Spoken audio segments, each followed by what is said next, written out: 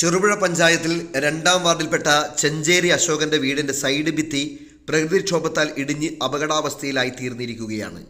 മുമ്പ് പഞ്ചായത്ത് മിനി സ്റ്റേഡിയത്തിന് നടുവിലൂടെ ഉണ്ടായിരുന്ന റോഡ് സ്റ്റേഡിയത്തിന്റെ പുനർനിർമ്മാണത്തിന്റെ ഭാഗമായി ഒരു സൈഡ് വഴി മാറ്റി സ്ഥാപിക്കുകയും അപ്പോൾ തന്നെ അപകടാവസ്ഥ മുന്നിൽ കണ്ട് വീട്ടുടമ വേണ്ടപ്പെട്ട അധികാരികൾക്ക് നിവേദനം സമർപ്പിക്കുകയും ഉണ്ടായിരുന്നു. എത്രയും വേഗം ഇതിന് ശാശ്വത പരിഹാരം കണ്ടെത്തിയേ തീരൂ എന്നാണ് പ്രദേശവാസികളും നാട്ടുകാരും ആവശ്യപ്പെടുന്നത്. ഈ വിവരം അറിഞ്ഞതിനെ തുടർന്ന് ചെറുപുഴ സ്റ്റേഷൻ എസ്ഐയും ബന്ധപ്പെട്ട സഹപ്രവർത്തകരും 2ാം വാർഡ് മെമ്പറും സ്ഥലത്തെത്തി സ്ഥിതിഗതികൾ മനസ്സിലാക്കുകയും ചെയ്തു.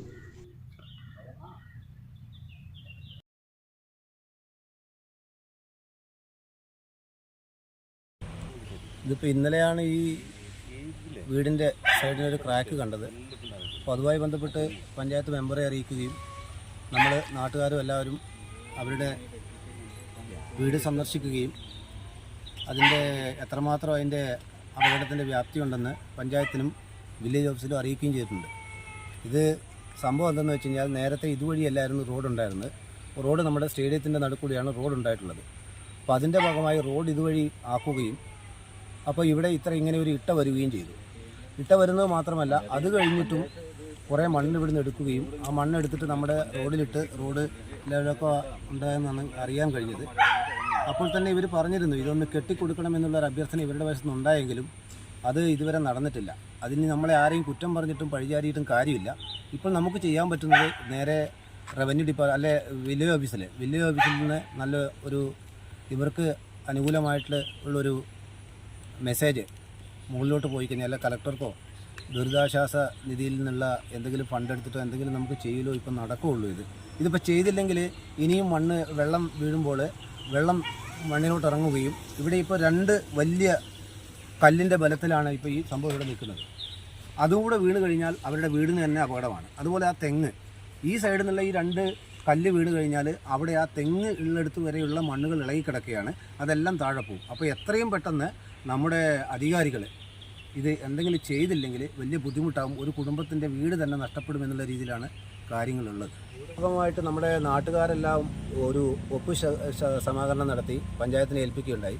അപ്പോൾ അതിൻ്റെ ഭാഗമായി പഞ്ചായത്തിൽ നിന്ന് ഇതിൻ്റെ എസ്റ്റിമേറ്റ് എടുക്കും. അപ്പം വില്ലേജ് ഓഫീസിൽ നിന്ന് പറഞ്ഞ 30 ലക്ഷത്തോ 20 ലക്ഷമായിട്ടാണ് ഇതിൻ്റെ എസ്റ്റിമേറ്റ് പറഞ്ഞിരിക്കുന്നത്. അത്തരത്തിലുള്ളൊരു പാക നമ്മുടെ പഞ്ചായത്തിൻ്റെ തനത് ഫണ്ടിൽ നിന്ന് എടുത്ത് ചിലവാക്കാനില്ല എന്നും ഇത് നമ്മുടെ മുഖ്യമന്ത്രി ദുരിതാശ്വാസ ഫണ്ടിൽ നിന്നോ അങ്ങനെ ഏതെങ്കിലും രൂപത്തിൽ കിട്ടിയാൽ മാത്രമേ നമുക്ക് ഇത് കെട്ടിയെടുക്കാൻ പറ്റുള്ളൂ എന്നുള്ളൊരു അവസ്ഥയാണുള്ളത് ഇപ്പോൾ.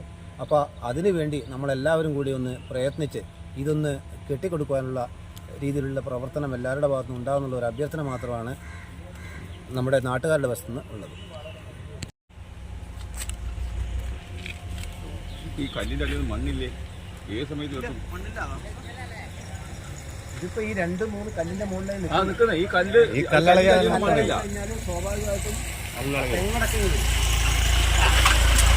Saint Joseph's hospital Karuvanchal NABH pre-entry level accredited and ISO certified hospital.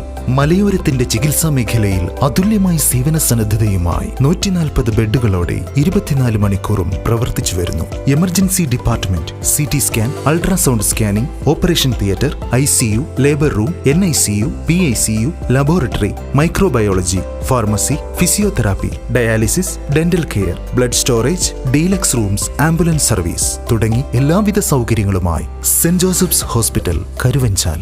Phone 9400 062 912.